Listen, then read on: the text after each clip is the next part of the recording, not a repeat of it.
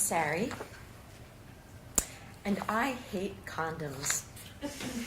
And not just for the reasons everyone does. Anytime I glimpse one, I start to twitch with old, deep-seated rage. To me, condoms are a long-standing symbol of infidelity and lies. Most of all, though, they're a reminder of my own lies, my lies of omission. 6 weeks into my first marriage, as my husband unpacks from a business trip, a lone Trojan slips out of the pocket of the jeans he's just lifted out of the suitcase. We both watch as the light blue square twirls through the air, seemingly in slow motion, and lands on the parquet floor. I am stunned. What is that look on his face? Is he stunned too? How can he be stunned? Those are his jeans. I am just 24 and he is 25. I happen to be on the pill, as I have been for the 5 years since we started dating in college. There is information here that I do not want to process. Specifically, when you are on the pill and your husband has condoms, that means that at the very least he had planned to put his penis in another woman's vagina. This is not welcome information as far as I'm concerned. It demands a response, and I don't want to respond. I will do just about anything to steer clear of a confrontation or an uncomfortable conversation in which a low-maintenance, nice girl like me might appear needy, demanding, insecure, angry, jealous, or difficult. In the silence after the condom hits the floor, I ricochet between assuming the worst and assuming the best. If it is the worst, I at least get to have the satisfaction of being in the right and feeling sorry for myself. On the flip side, if Ben has a good alibi, I won't ever have to admit to the humiliation that has seized my vocal cords.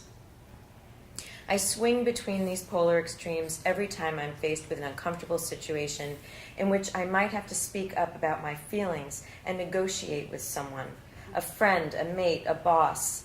I know what to do in the worst case scenario and also in the best. It's simple. You're in or you're out. There's a lump in my throat. If I ask Ben about the condom and the answer has something to do with another woman, then my whole world might come crashing down. Less than 2 months has passed since the fancy catering hall wedding his father had insisted on. I fight with myself over whether to speak up until I no longer have a choice. It becomes involuntary. My body takes over and makes me speak. Why do you have that? I hear myself say. As I say it, my nose and throat start to burn and my eyes well up. I start to cry.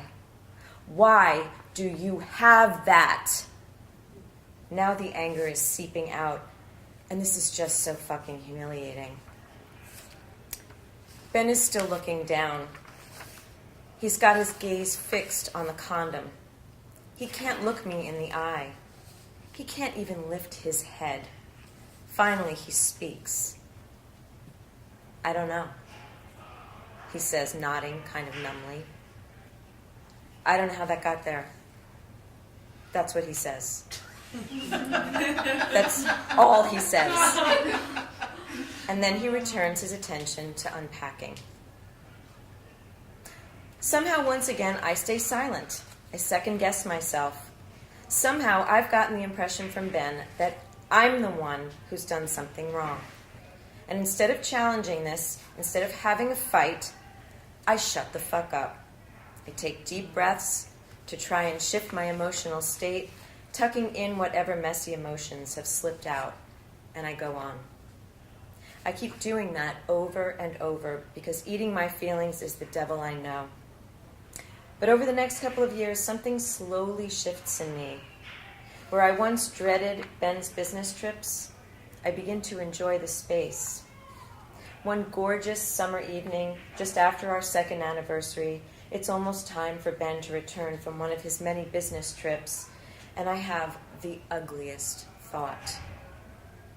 If his plane were to go down, if he never came home, I could start all over again, fresh, without any of the messy consequences of ever admitting I'm not happy.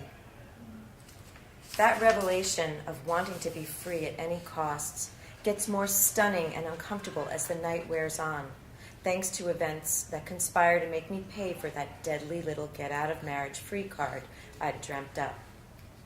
At 8 p.m., Ben calls from a payphone at LaGuardia to let me know he'll be home a little late. His luggage has been lost. Whew, I think. My homicidal musings have been harmless. But then 8 turns into 9, turns into 10, turns into 2:30 a.m., and Ben still hasn't made it home to our apartment, just a half-hour ride from the airport. When I call baggage claim at 10 p.m., the clerk who answers the phone tells me Ben was reunited with his bags at about 9:30. So I figure he'll walk through the door before 10:30. But that doesn't happen. When it gets to be 11:30, panic sets in. This is 1991, before cell phones, so I can't reach him. My mind is left to run through any number of terrible scenarios. He's an aggressive driver, prone to speeding tickets and sometimes accidents. When he takes shortcuts home from the airport, he sometimes drives through rough neighborhoods. Around 12:30 a.m., my mother, my stepfather, and my father-in-law all show up. They insist on waiting with me in this strange, suspended state for some kind of horrible news. At first, I think I'll be happy to have their company, but they are more frantic than I am. I come from melodramatic Long Island Jews. Yes, it seems likely that something has gone very wrong, but we are immediately prepared for the absolute worst. Any legitimate reason to unleash a hysteria. What if he picked up a crazy hitchhiker? My mother worries aloud. Sari, would he pick up a crazy hitchhiker? I can't answer her. Have you heard about this new thing called carjacking? Ben's father chimes in. They do it in LA. They steal your car while you're driving it. Maybe they do that here now. My father, a clergyman, is waiting by his telephone in Westchester. Around 1:30 a.m., I hear my mother utter the word funeral to the receiver when she calls him. That word makes me nearly puke. Almost as acute as my fear is my guilt. Just hours earlier, I wished for this. With no information and filled with terror, I berate myself for whatever horror I might have willed telepathically. Finally, at 2:30 a.m., there's a rustling outside the apartment door. My first thought is the police. Ben's father had called them at midnight. But then there are keys in the lock, and a minute later, Ben comes tumbling in, drunk and fumbling. How is this possible? For the past 6 hours, I've been assuming I'm a widow. My mother has booked my clergyman father for a graveside service. I feel as if I am seeing a ghost. Incapable of forming words, I greet him with incomprehensible shrieks. My body won't let me be silent this time. It forces me to instantly beg, "What the fuck happened? Where were you?" Offhandedly, he tells me there was a stewardess who lost her luggage, too. They went out for a drink. A 6-hour drink. He sounds annoyed. What's the big deal? He doesn't yet know about the collection of grieving parents in our bedroom. When he sees them, he's stunned, and later, after they leave, he's angry at me as if I brought them there to judge him. I will never know the details of what happened between Ben and the flight attendant for 6 unaccounted for hours, and to this day, I don't want to know. There is a part of my brain that also still wants to believe that there must have been an explanation for the condom falling out of his pocket. He just doesn't remember the explanation. What comes to be known as the stewardess incident has a profound effect on me, though, and it is the unofficial beginning of the end of our marriage. In a way, it's a gift because it tells me, without my having to engage in an uncomfortable conversation, that I'm not the only one who is less than satisfied in this relationship, nor mature enough to be upfront and emotionally honest. It lets me put the blame on Ben, even though I had been casually daydreaming about his end hours before his cocktails with the stewardess even came to light. But I am no different. I am no better than Ben. I use the stewardess incident as license to venture into my own tryst, an unfortunate and destructive act, but the only slightly less passive way I know at the time to explore the possibilities of leaving. A short time later, an old friend and I will find ourselves in the sleaziest of adultery cliches in a hotel room in which I'll be wearing nothing but my wedding band, and my friend will be wearing nothing but a fucking condom. Later, after a shower, I tiptoe into the bed I share with Ben at 2:30 a.m., exactly the same hour he had gotten home after his date with the stewardess. The next morning, he blasts me. When you're a married woman, it's not okay to stay out till 2:30 a.m. with another man, even if he's your childhood friend. I come right back at him. Is it any more okay than staying out with a stewardess until 2:30 a.m. when you're a married man? I never admit to Ben that I cheated. I think there's a chance of fixing things, and I imagine that would be impossible if he knew.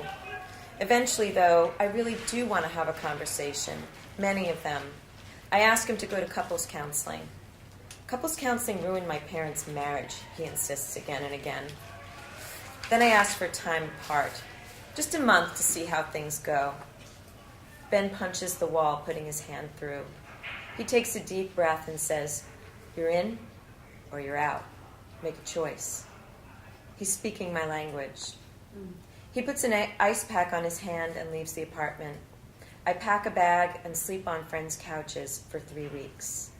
Anything not to have a conversation. Anything. Thank you.